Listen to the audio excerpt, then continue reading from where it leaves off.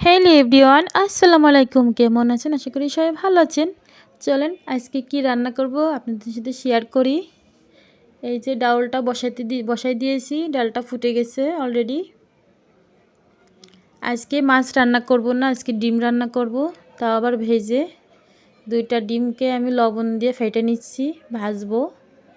এই যে ভাজতেছি, ডিম আলু আর টমেটো দিয়ে রান্না করব, সাথে বড়িও আছে।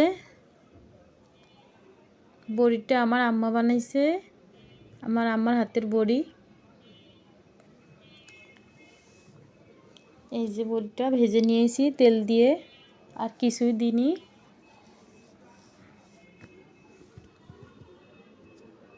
কুমড়ার বড়িটা খেতে অনেক মজা, এই শীতকালে বিশেষ করে। আমি তো গরম শীতে সবসময় খেতে ভালো লাগে আমার। এবার ভাজনাটা করে নিব। এই যে পেঁয়াজ রসুন আর জিরা, এটাকে আমরা ভাজনা বলি। এটা তেলে ভেজে উঠায় রেখে বাটবো, বেটে লাস্টের সময় দিব, তরকারি লাস্টের সময় এই ভাজনাটা দিলে তরকারির টেস্টটা দ্বিগুণ হয়ে যায়।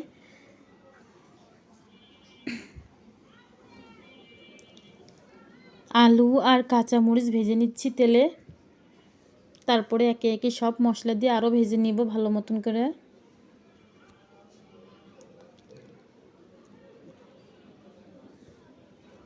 একে একে সব মশলা দিয়ে আলুটা আরও ভেজে নিব, শুকনো শুকনো করে ঝোলের পানিটা দিয়ে দেবো। এই দেখেন ভাজনাটা উঠায় রেখেছি।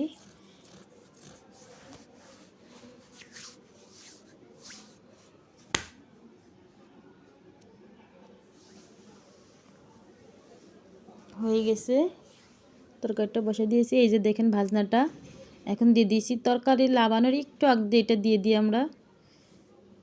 এটা দিলে তরকারি কালারটাও চেঞ্জ হয়ে যাবে, স্বাদও অন্যরকম হয়ে যাবে। আপনারা বাসায় একবার হলেও ট্রাই করে দেখতে পারেন। এই যে রান্নাটা হয়ে গেছে, ঢেলে ফেলেছি তরকারিটা। দেখেন বড়িগুলা কি ফুলকো ফুলকো হয়েছে, ফুলে দ্বিগুণ হয়েছে। আর ডালটাও বাগা দিয়ে দিয়েছি। এইটা আমাদের আজকে রাত্রের খাবার। এই যে চাউলটা ধুয়ে দিয়েছি, আস্তে আস্তে ভাত হতে থাক। কেমন হয়েছে অবশ্যই কিন্তু কমেন্টে জানাবেন। সবাই ভালো থাকবেন। আল্লাহ।